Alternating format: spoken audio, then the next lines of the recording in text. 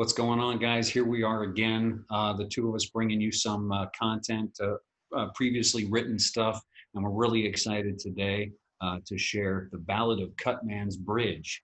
And two things that are cool about this one is that number one, it's Mark and I's most recent effort together, and number two, this is a live recording. This is from a show we did at Eden East. Mark, you want to talk a little bit about that? Yeah, sure. So this was a collaboration. Previously, we collaborated with Ricky, and this was a collaboration with blues musician Todd Roth. And Todd just released his album. Maybe we'll talk about that in a little bit. But we wanted to do something out at Eden East, which is an alfresco restaurant here in Austin. It's a farm-to-table restaurant. There's actually an urban farm there, and all the ingredients come from that farm. And I'm really good friends with the owners of that. And we wanted to do a collaboration there at Eden East, something that felt kind of Texas-y, something that felt outdoorsy, something that felt like it should be told around a campfire, because that's kind of the vibe at Eden East. And so this was kind of the resulting story, the Ballad of Cutman's Bridge. It's a fun story. It's in two acts, split up by music from Todd Roth. And I just love it. And now you wrote the vast majority of this one.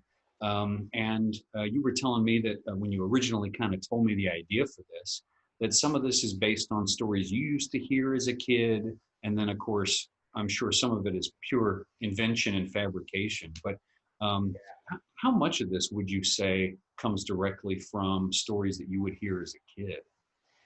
The actual concept came from a bridge called Goatman's Bridge. And in the video of this, I have a bunch of photos that just run with the audio. And the bridge that you see there is the Goatman's Bridge from when I was a kid. And just like Cutman's, we were terrified of Goatman's Bridge. But as I grew up and I got more interested in urban legends and things like that, what I discovered is there's a Goatman's Bridge in just about every rural state. It's one of these urban legends that for some reason just pops up. And in research, I couldn't actually find where the original one started. I think it's in Georgia, but I'm not entirely sure. And the project itself started because David Barrow, who's the co-owner of Eden East, or not co-owner, but his wife is the co-owner of it. Dave's the farmer there at Eden East Farm. David and I collaborated on a film several years ago called Bout Normal, Nothin Special. And he wanted to do another film after that. And he told me, write something that's Fargo-y, but Texas Fargo. He said he wanted something that was kind of gritty. And one of the things, and I'll show it to you, one of the things that actually, we'll wait on that. I'll do that a little bit. So I wrote this, and then you got interested in murder ballads, if I remember right. Yeah, so when you were telling me about your concept for this, and we got past the legend part, but going into one of the main characters telling their version that they saw as the truth, it reminded me of the murder ballads that I had heard. If you go back to some of the earliest American recordings, like pre-Prohibition stuff, there are these, this very popular genre of song that a lot of people back then would call made up songs, meaning that it's not a tradition being passed down, but they're writing it themselves. These murder ballads, stories of unrequited love or stories of star-crossed lovers, stuff not working out. And for some reason or another, usually the guy ends up killing a woman, and it might be in a bar room, or it might be, strangling her in the river. Those songs are so strange because the content is obviously awful. These stories about murder, but they're also kind of love songs, and you kind of end up not being on the side of the murderer, but sort of understanding. I don't know. I don't want to make it lofty and say human condition, but just the fact that life is hard, and that people screw up.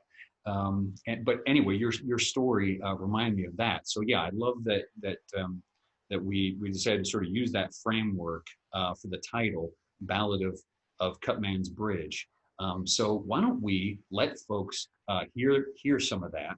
Okay. And then we can come back and talk about Todd Roth and talk some more about Eden East.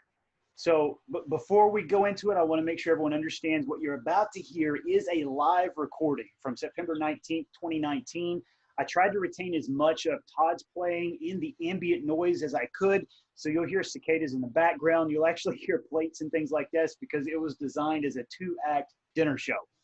So Todd Roth will kick us off, and then Todd and I start doing the narration. We'll have a set break, and then the second half, we'll let you hear that. Enjoy. Ladies and gentlemen, I'd like to welcome you to Eden East right here on beautiful Springdale Farm. Yeah! I'd like to introduce Mr. Mark Gifford, Mr. Todd Wright.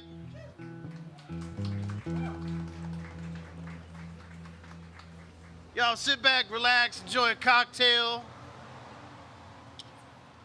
Enjoy the sounds of dump trucks, the occasional police car, and the Ballad of Cutman's Bridge.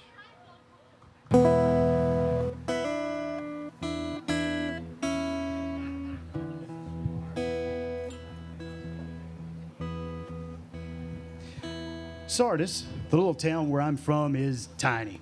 And I say town, but Sardis is mostly just one paved street with a handful of buildings surrounded by farmland and gravel roads. Ain't much on that main street neither, except for a defunct railroad line that runs through the even more defunct cotton gin.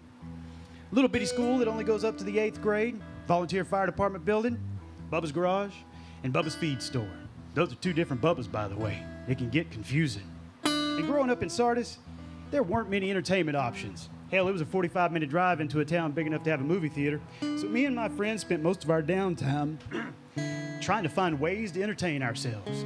Drinking, fighting, driving like maniacs on poorly maintained gravel roads. Just generally making nuisances out of ourselves. But the one entertainment option we all participated in Sardis, regardless of our age, was storytelling. You might call it gossiping, passing around legends, swapping old wives' tales. My pappy liked to call it drinking whiskey and telling lies. And there was a lot of time in Sardis to fill, so there were a lot of tales to tell. And I loved it. I really did. I loved hearing stories, loved listening to people tell them, the way they exaggerate things, the way they change things on the retellings. And the one story I always loved was the story of Cutman's Bridge. Everyone in Sardis knew a version of it, and no 2 versions were exactly the same. The first time I heard the story of Cutman's Bridge, I couldn't have been more than 11 or 12. We didn't really have neighborhoods for us to go trick-or-treating in Sardis. Hell, my closest neighbor was my pappy, and he lived a quarter mile away on our family property. So my daddy would load up a flatbed trailer at Halloween with square hay bales and drive me and my friends around the dusty gravel roads of Sardis to go trick-or-treating. But honestly, there were so few people that lived out there, we did a lot more riding around than trick-or-treating. But one Halloween, as we were bouncing around in that trailer headed to the next house, my friend Sonny got panicked when he saw the route my daddy was taking. Now you gotta understand something. Sonny is a big dude. He's 6'7", 300 pounds now, and at 12 years old, he was the biggest kid in our school. Hell, he was as big as some of the teachers. And when he saw the route my daddy was taking, he went white as a sheet.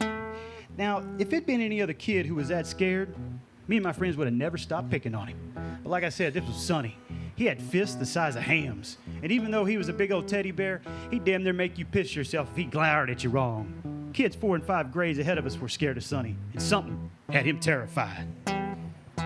All he kept saying was, "We heading towards Cutman's Bridge." Well, I'd never heard of a Cutman's Bridge, but I knew we were about to go over an old trestle bridge that at one time had been a railroad bridge.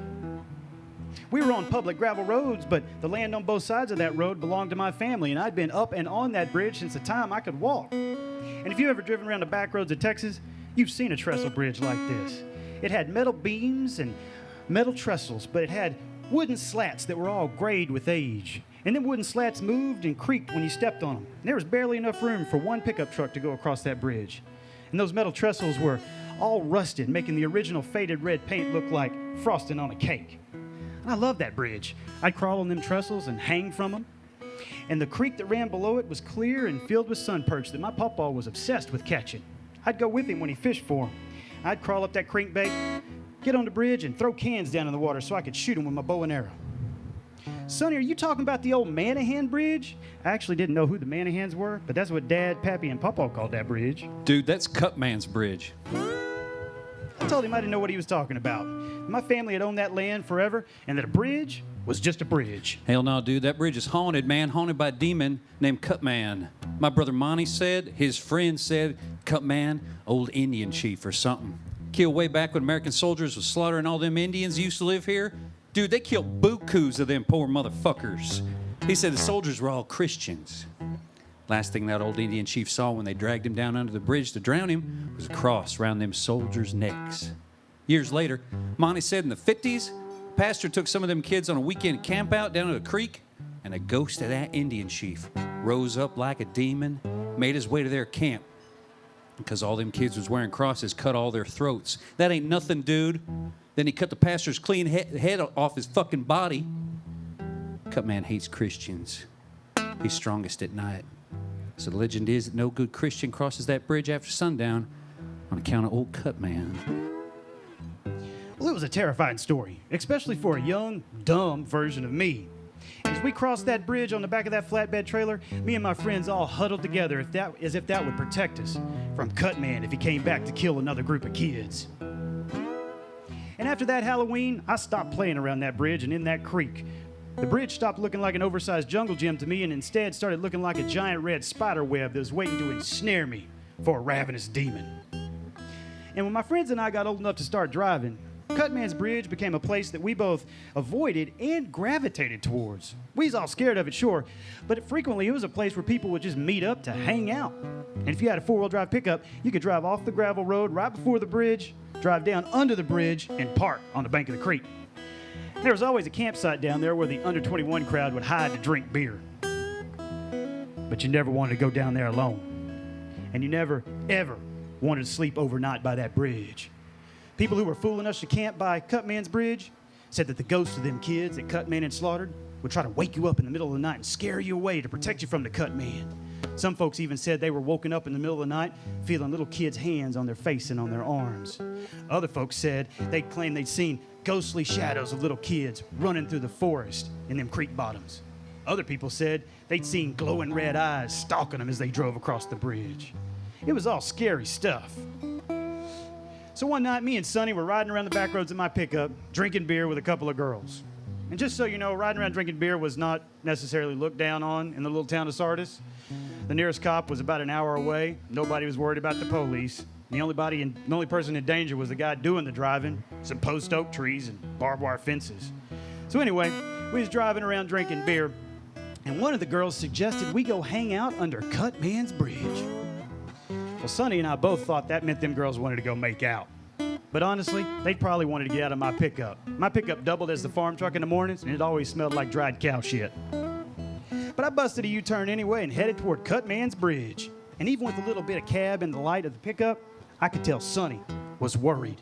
And them girls could tell too, because they started making fun of him. And Sonny, he was always fun to pick on. He'd sit there and he'd take it for a few minutes, and then all at once he'd blow up and start cussing and threatening to go home. So he sat there, swelling up, as them girls made fun of him, making demon noises and knife motions with their hands. And all at once, like clockwork, Sonny blew up. Y'all can all laugh if you want. Cutman's haunted like a motherfucker. My dad won't even drive over that bridge at night. My brother Monty says if you do drive across it, you have to spit out the window, curse real loud to keep from getting cursed. Last time I was underneath it, I heard something out in the woods that sounded like a lady fucking screaming. We can go there if y'all want to, but I'm not getting out of the pickup. If y'all try to make me, I'll just walk home.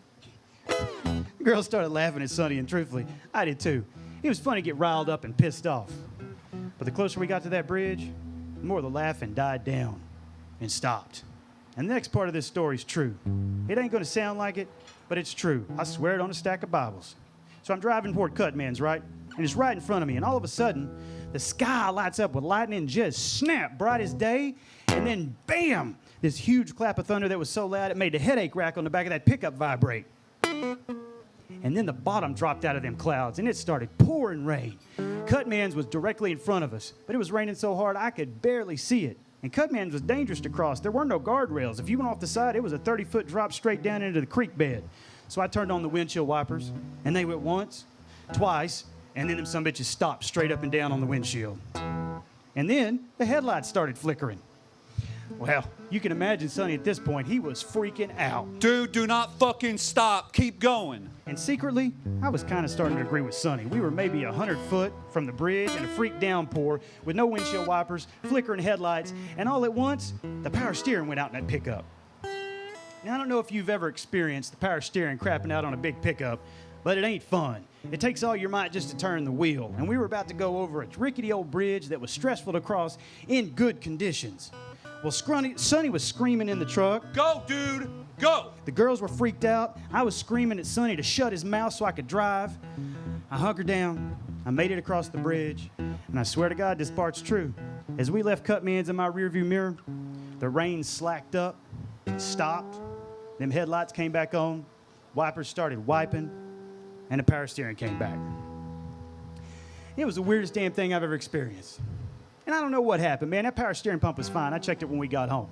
I guess it could have been something in the electrical system, but that truck never did that again. So from that day forward, I tried to avoid Cutman's Bridge as much as possible. I didn't know if it was haunted down there, but I wasn't going to hang around and find out. And as I got older, I heard a lot of different versions of the story of Cutman's Bridge.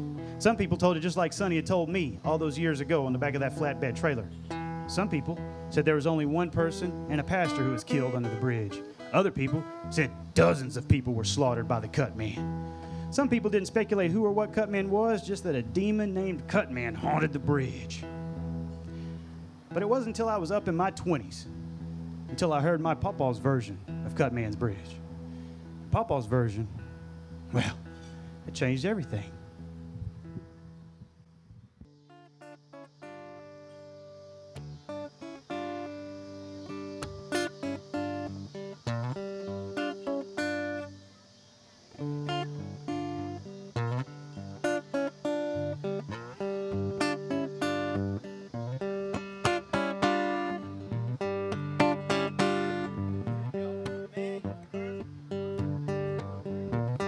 Won't you have your fun? If your man get personal, won't you have your fun? I'll take you back to Flowers Point, mama. Bell house all night long.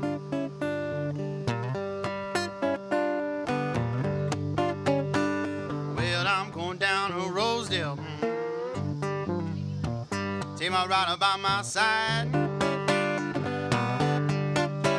now I'm going down to Rosedale. Take my rider by my side. Well, now anybody ask you, it ain't on the riverside. I ain't never seen no whiskey. Blues make me sloppy drunk.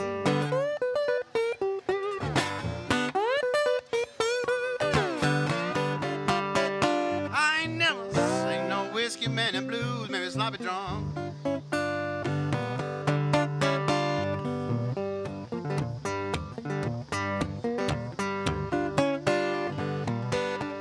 I believe I'll go on home to Memphis, child. Ooh, I have much better luck.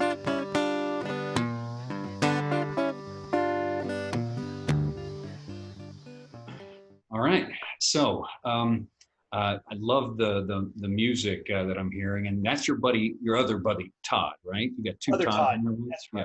Yeah. Okay. So did he just come to you, or did you approach him because you like the idea of? I know you like the idea of making sort of a dinner theater, kind of having some music involved. Yeah. So I don't even know if I told you this before. So the inspiration behind like a dinner show was a Fusebox Festival show I saw maybe 5 years ago called Bottled and Bond. And the show took place in a bar. It was all improv actors. And you were basically, it's kind of like a dinner theater thing where you're part of it. But each of the acts was kind of tied to a drink. And I really like the idea of kind of sitting around and telling stories while you're drinking and while you're eating. And one night, David Barrow and Todd Roth and I were here and we were listening to the Wade stuff. It was actually right after Ricky had finished mixing When Wade Tries to Save the World. Cool. And Roth loved it. He was like, man, I wish I could, we need to do something like this at some point together. I want to collaborate with y'all. And when I started writing this, you and I were talking about murder ballads. I was like, you know what? This is perfect for like coming really, together. Yeah. really gritty blues. So yeah, that's how he got involved. That's cool. Well, I love that first act. Folks probably recognize my bad Southern accent as that character there with you in the truck. And I love that truck scene. It sounds like so many real stories that I heard as a kid. Oh man, you'll never believe what happened. Talk to us about what Yes. inspired the writing of that truck scene. That is really the only 100% true part of the story, is the story when Sonny and narrator are riding over Cutman's Bridge.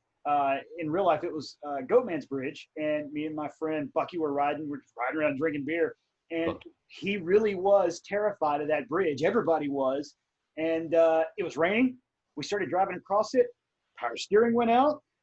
My windshield wipers stopped working. The headlights went out. And as somebody who is not rattled by stuff like that, I was freaked out too. I was like, we got to get the fuck off this bridge. So that is like the only true part of that actual story. But the setting that we're in, I call the town Sardis in the story. The town that we're in is essentially the town I grew up in. I renamed it so I could move things around geographically in my head. But it's a Central Texas burned out town. So yeah. Well, you talk about like trying not to get freaked out in certain situations. As someone who doesn't believe in actual ghosts but loves ghost stories, and I love those things, it's because I think we're all so capable of getting afraid and actually kind of enjoy it, and so I found myself getting all wrapped up in this story. And even though I know that most of the stories you heard as a kid were not grounded in truth, and I knew that you wrote a fictional thing, it's fun to get swept up in these kinds of things. So what are folks going to hear from here on out? So the second part of this is what I would consider to be the true murder ballad. And to be clear, I'd heard the term murder ballad before you got into them, but I'd never really researched them. And I didn't realize that contemporary songs like The Night the Lights Went Out in Georgia by Vicki Lawrence and then Reba McEntire covered it, or Stag O'Lee, the song that Sam Jackson made famous in Black Snake Moan. Those are like contemporary versions of murder ballads, or even Uncle Tom's Cabin from the Warrant album. Those are kind of considered contemporary murder ballads. And so this next part firmly fits within that. And I have to say, the second part of this is my favorite, primarily because it's your old man.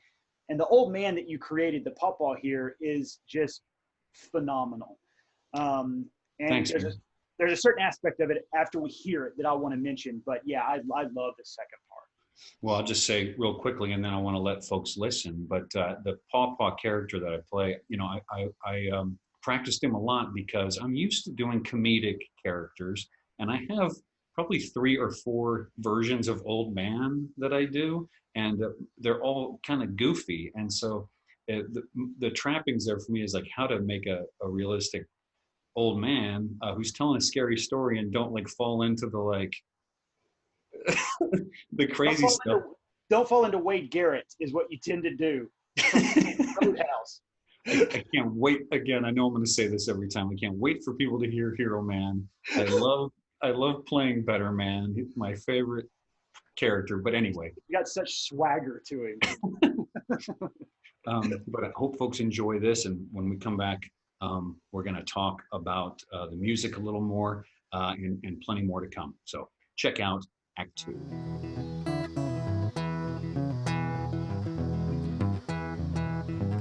Well, my mama told me and Papa too. They both talk till they turn blue. Got them old South Nashville blues again. And I won't be satisfied till they lock me up again.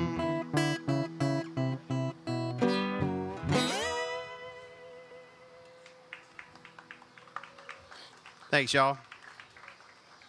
Now we're going to present to you the second half, the final chapter, if you will,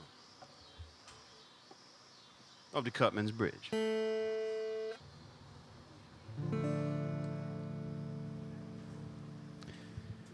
First started hearing those damn ghost stories about when your pappy was a boy. They just get more and more outlandish over the years. Cutman's Bridge. Boy, pure foolishness. Pawpaw was my great-grandfather, and he lived till he was 99. He'd worked our family farm almost all his life. When I was a kid, he was loading some cows. He slipped, fell on his hip, and he weren't never right after that. He hobbled a lot and was always complaining about his hip hurting him. So he pretty much just gave up farming and rode on around on a horse, drinking and fishing.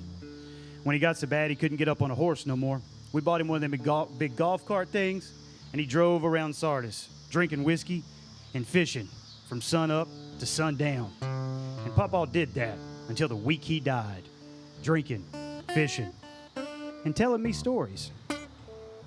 And Pawpaw, he had a way with words. I remember one time we were sitting on the banks of the Brazos fishing for some channel cat. Pawpaw brought along some summer sausage and cheese, and as he was sipping his whiskey, I was having a little snack. And as I was eating that summer sausage, he started telling me a story about this old guy he'd seen down at Bubba's garage. Sitting down in the shop on an old milk crate, listened to old man Eastwood lie about how much money he'd made last year selling cantaloupe. God damn, does that man lie? You know, he wouldn't know the truth if it bit him in the ass. I was listening to that bullshit, and in walks this old man, the thickest set of glasses I ever seen. Them glasses must have weighed 50 pounds. Don't know how he kept his head up. Anyway, he comes in, tells Bubba he needs to get his car inspected. Bubba starts in on his car. That big glasses-wearing old man pulls a banana out of his overalls. Who ever heard of carrying around a banana in your overalls? Anyway, starts eating it. This man ain't got a single tooth in his whole goddamn head. And he's eating a banana. Can you imagine just mashing that old banana up in his nasty old gums, squishing all over the place? Looked like he was eating calf scours. Made me sick to my stomach. Old man Eastwood ran him straight out of that shop. Told him if you want to eat that shit, you need to take it outside. And as Pawpaw was telling me this story, I saw a water moccasin weaving on top of the water, getting closer and closer to where we were sitting on the banks of the Brazos. And it gets right next to us, right in between us. And I was so scared I couldn't even move. And Pawpaw just kept going on and on with his story about this old man with no teeth and big glasses eating a banana. And right when that old snake got right up between us, Pawpaw took the tip of his rod, pressed that snake to the ground, and ran his fillet knife over his neck, all in one go, without missing a beat. And that snake just flopped around and bled out right there on the water's edge next to us. So Pawpaw told me most of the good stories I know. And he was an amazing storyteller. But he didn't tell me his version of Cutman's Bridge until I was up in my 20s. I'd been running a hay rake on an old Massey Ferguson tractor from sunup. And late in the morning, when it was starting to get good and hot, I saw Pawpaw coming up the lane on that golf cart. I must have been 22, maybe 23 at the time. He stopped to see if I wanted to go fishing with him. It was hot as hell on that tractor, so of course I said yes. I hopped in his cart, grabbed a cold beer from his cooler, and we took off. And I didn't notice which way we was headed until I saw them rusty trestles over the trees in the distance. Pawpaw, we headed to Cutman's Bridge? That's old Manahan Bridge, boy. Ain't no such thing as a cut man. Pawpaw parked his golf cart on the bank of the Aquila Creek. We set up our chairs, put the cooler between us, and set about drinking and fishing. It was too hot for fishing, so we was mostly just drinking. And out of nowhere, and while still staring right at that creek, Pawpaw said more to himself than to me. Cut man. Boy, pure foolishness. I asked him what he knew about the story. Well, I know that song that blues fella likes to sing. The first and last is bullshit. Them stories you boys tell each other, even taller tales. I started to tell him the story that as I'd heard it, just to get him going, but he cut me off. I know all them stories, boy. Ain't none of them the damn truth. Pawpaw took a big pull off his whiskey, and then he proceeded to tell me his version of Cutman's Bridge. Now, you got to understand, Hot Rod, this was well before I got my hip all messed up. Your pappy was still a young man, and your daddy hadn't even been thought of yet. We had a big pig roast one night. Boy, I can still smell them cracklings. We roasted up this big old boar I shot in the back pasture. Boy, let me tell you, We ate and drank late into the night until we were all damn near sick. So the next morning after we fed calves, I gave most of the boys a day off. We was all less than worthless. So I told them to go on home, sleep it off. I decided to go fishing. That was back when I had old Speedy. I could still ride right. We'd ride all up and down the creek fishing. Hell, sometimes we'd ride all the way to the Brazos. Sure do miss old Speedy. Best damn horse I ever had. He'd get ornery with other people, but not with me. Anyway, we started that day down on the Brazos. All I took with me was my rod and reel, some flies, this here fillet knife, a little bitty cooler. River was real hot that day. No breeze at all. It was hot, boy, oh boy, hotter than today. Them white rocks on the bank was reflecting the sun back up in my eyes. I could tell even Speedy wasn't having no fun. So I decided we better probably have better look down here on the Manahan Bridge, more shade. We took off galloping through the fields. Speedy liked to gallop, you know. Liked to show off that horse. We got near the creek and we had to slow down. It was the end of the summer. The damn weeds were so bad they're slapping Speedy in the face, making us both sneeze. Horrible old thistles and milkweeds. We slowed down, made our way out of the weeds into a grove of cane. I could just make out the top of Manahan Bridge. But it was odd. Usually Speedy loved that part of the creek. He'd kick, play in the water. But that day, Speedy acted like he didn't want to go up. He started getting stubborn on me, wanting to turn back, whipping his head around, snorting. I thought it was odd, but I made him keep going. Should have listened to old Speedy. He always was smarter than me. We cleared the cane, and the bridge and creek were right in front of me, just like now. Boy, Speedy sure started throwing a damn fit. I thought for sure he was going to whip his head around and bite the shit out of me. Kind of made me mad. And I weren't wearing spurs, but I started to put my heels into him, you know, just to let him know what's what. That's when I saw him. Right over there, boy, at the water's edge. First, I thought someone was washing another person's hair in the creek. It didn't make no sense. It was dry that year. Creek was all kinds of nasty. But for all the world, that's what it looked like. Someone washing another person's hair. Until I got closer. Then I could see a little girl face down in the water. Someone sitting next to her. And Speedy had known. Good old Speedy. He knew something weren't right because he started acting up again, like he could sense the wrongness of it all, like he could smell evil. So I hopped off, threw the reins over his neck, just let him be. As I walked up, I could see that little girl's hair floating on top of the water. She had on a blue dress. I'll never forget that.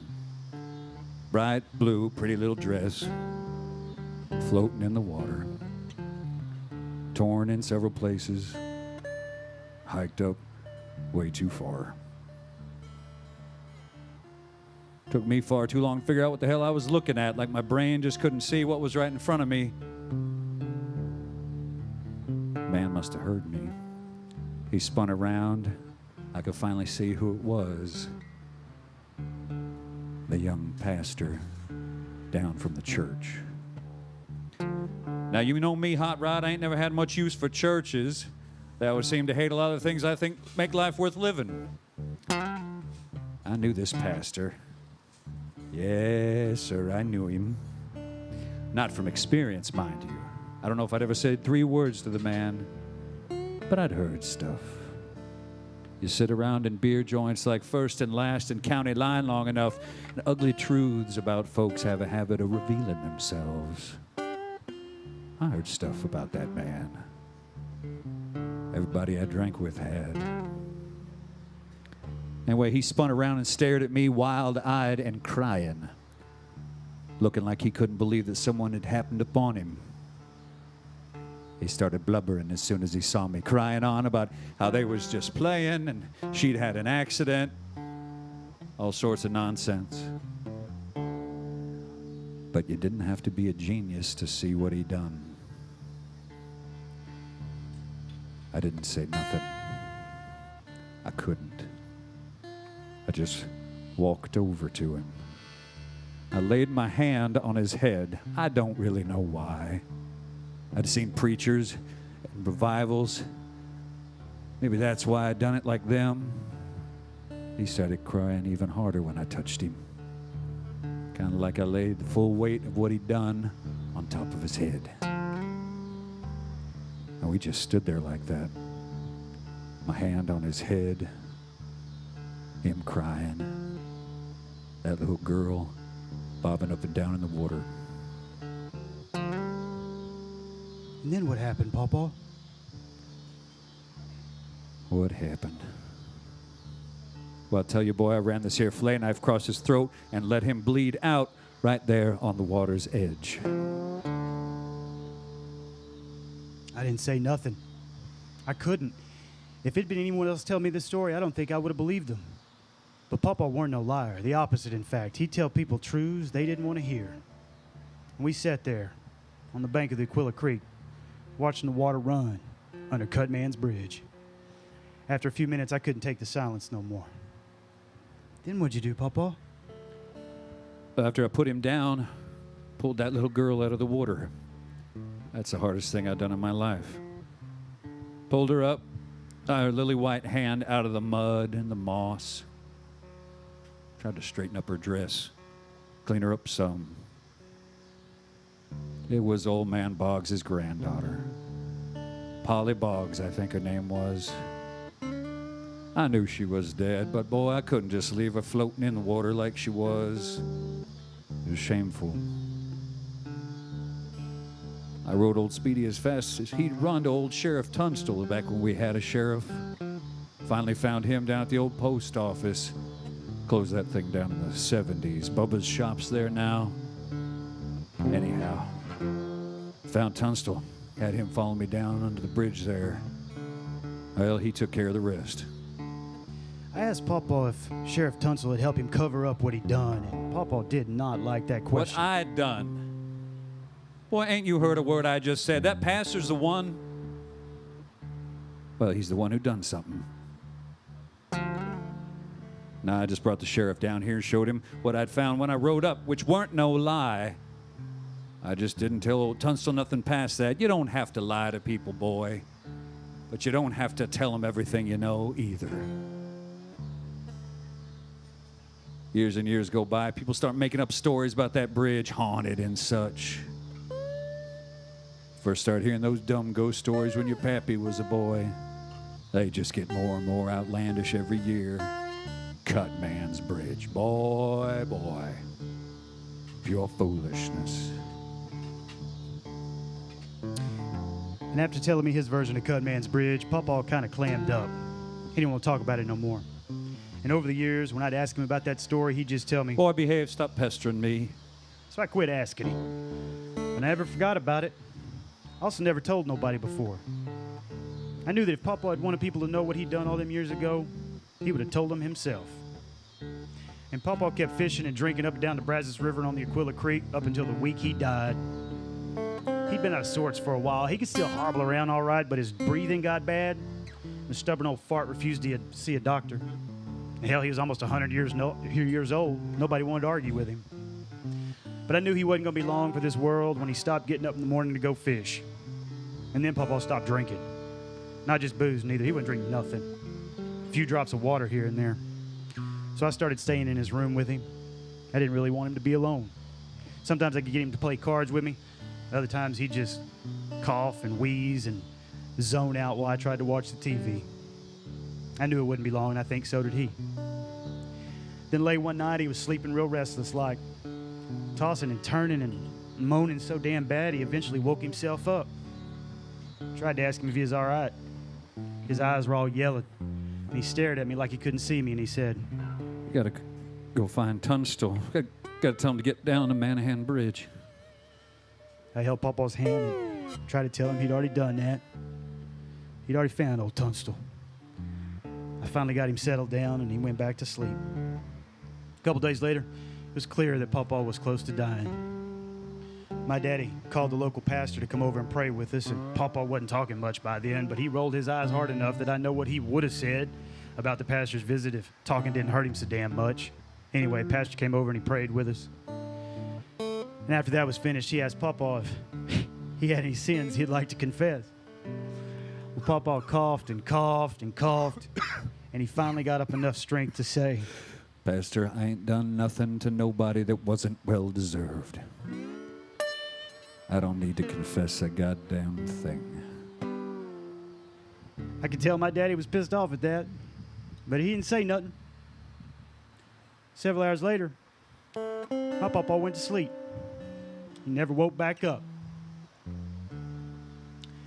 After his funeral service, which he would have hated, by the way, the church held a little luncheon for our family. I remember sitting outside the Baptist church under a big pecan tree, eating a peach, and sneaking sips of whiskey from a flask I'd snuck in with me. I felt like Pawpaw would have approved of that.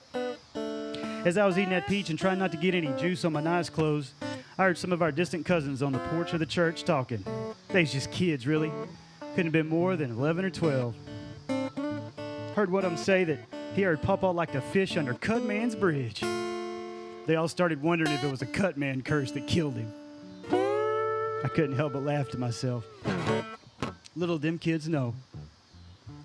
Cutman didn't kill nobody. Never was no damn Cutman. It was just my Pawpaw.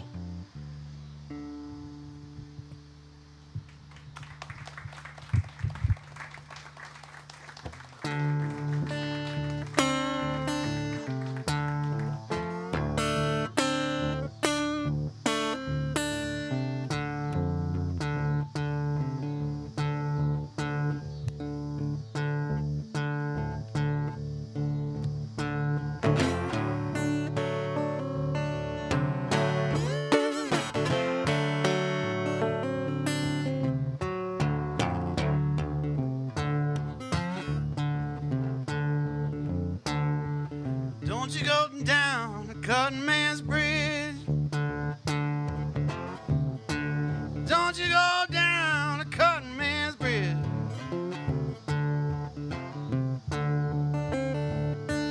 Don't you go down the Cutman bridge. Lots of folks tried and a few that did.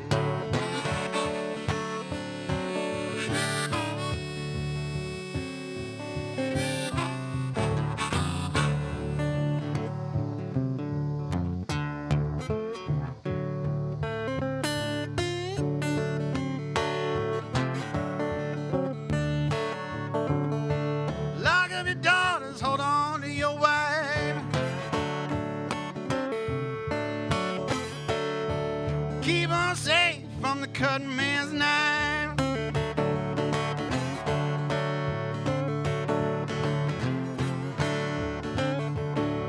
Pray to the Lord or pray to the sun.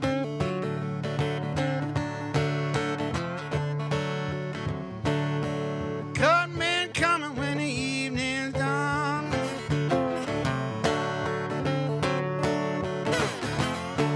Don't you go down the Cutman's bridge. Don't you go down the Cutman bridge. Don't you go down the Cutman bridge. Lots of folks tried and some that did. Lots of folks tried and some that died. Don't you go down the Cutman bridge.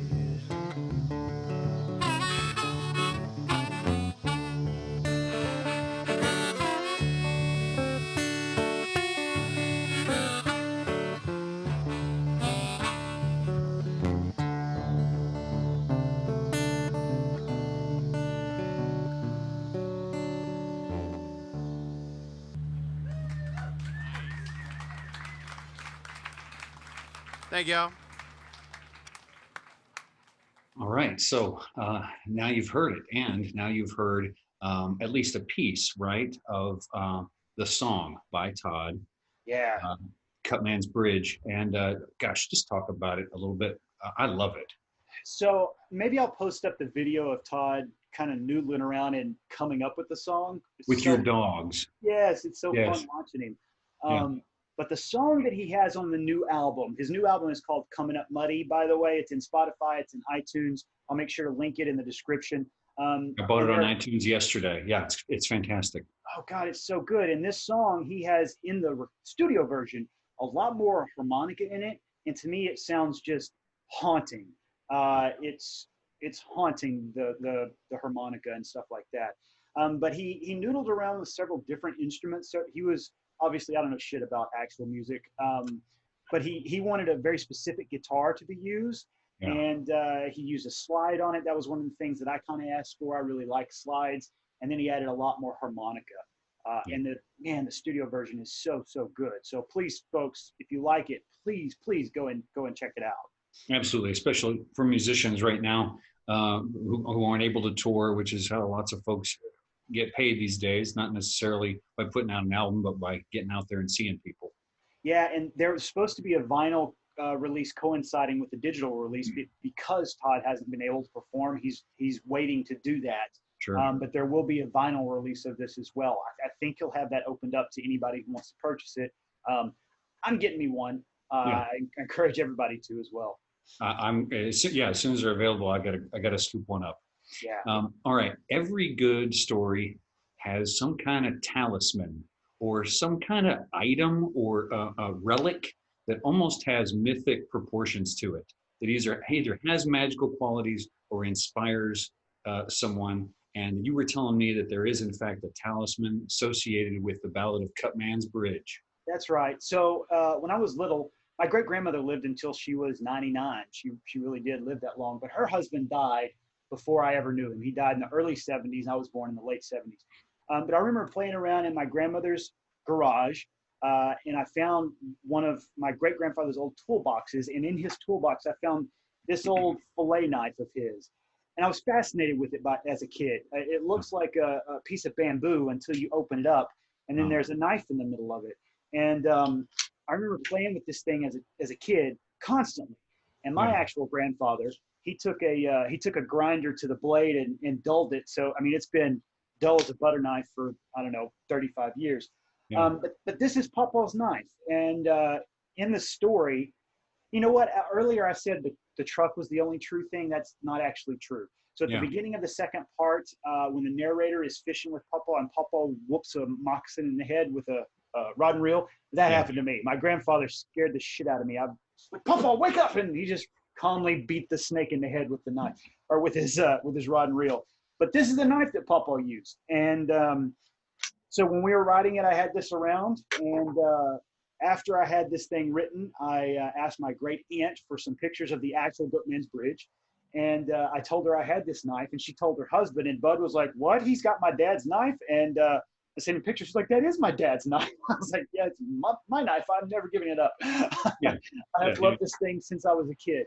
But that's the talisman that I carried with me. And I carried it with me that night in the performance, too. It was in my back pocket. Very cool. Very cool. Well, just again, I loved playing that old man character, and you wrote such a juicy scene there at the end when Papa is telling your character of what his version, what the audience I think assumes is the true story of that bridge. But it's just really juicy, and I felt like I had a pretty good handle on him early on. But I remember in particular one time you'd come over to my house and we were sort of rehearsing, and I'd done a version of the moment, and now that folks have heard it, I don't mind kind of talking about the end, but of the moment that Papa kills the pastor. That I was doing it a very heated, angry way to express the outrage that I thought he had, and you didn't stop me. You let me finish, and then you were sort of explaining who you saw him as, and more of a man who, I guess what we can call as English teachers in Hawaiian shirts, real men, and that is that when you work with animals and when you work outdoors, that there's just times where an animal has to be put down, and that Paw would see this pastor as the same thing, as someone who needed to be expired, and it wasn't something to do passionately, wasn't something to even be proud of, but it was something that had to be done, and then you move on. And of course, he says none of that, but it has to be in the voice. And so I appreciated your coaching to get me there. Well, and I liked the way you were doing it previously, but the anger, to me, blunted the actual horribleness of it. It blunted the rawness of it. And when you started reading it differently, kind of with that in mind, that moment, it still almost makes me tear up when I listen to it. It's so blunt, so to the point. And once Papa has realized what he's done, that man's no longer a man. He's a rabid animal. Right. He's the water mosquito at the beginning that was about to come up on shore next to his grandson. Yep. And he lets him bleed out right there on the water's edge. And it's so brutal the way you read it now. And like I said, it almost makes me tear up every time I listen to it, even now. Right. That the performance is so good. Well, you should be really proud of the writing in that scene. It's so great, and I thought that whole evening was amazing. Lots of folks, lots of our friends and family came out for us. It was a nice crowd, a really great evening, and I'm glad that we're now able to share it with even more folks. Yeah. We should wrap up here. Okay. But you got any last things to say about the Ballad of Cutman's Bridge? I don't. I hope people like it. Again, it's a live recording, so there is ambient noise. I apologize about that. Nothing to be done. But Todd's playing is so good, and I tried to leave as much of it in there as I could during the set break and all that stuff. So please enjoy Todd Roth playing, and please go buy Comin Up Muddy on Spotify and iTunes. It just released this week, and I just love Todd to death. And his music is Texas music in my head. When I have people ask me, "Hey, do you like Texas or you like country music?" No, it's terrible. But his playing is Texas music to me. Every juke joint I went into as a kid growing up, that's what was playing. And so please go buy his stuff. And one more quick plug to Eden East, because after the show, we were sitting down visiting, and they came around with plates of food for us, a meal on the house. So they were great hosts, and I hope when everybody's back up and running that folks support them, because they're great. Yeah, and David has actually been at the farm. He's been doing contactless pickup stuff from Eden East. So fresh produce. Sonya has been doing takeaway meals at both Eden East and her other restaurant, Hillside Pharmacy. So please, folks, try to support local restaurants in this time. Right on. Until next time, we got plenty more stuff coming for folks. Absolutely. Thank you, everybody. Thanks, Todd.